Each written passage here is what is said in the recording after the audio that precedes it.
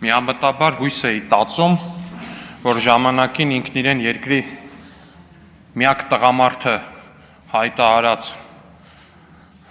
Ռոբիկի փոքրիկ որդին ամեն դեպքում կփորձի փոքրինչ տղամարդ լինել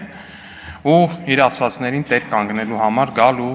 այստեղ լսել, գոնե լսել, թե ինչ են այստեղից իրեն ասում դահլիճում իր ասածներին ի պատասխան։ Բնականաբար միամտությունս հասավ իր վախճանին ու ակնհայտա, որ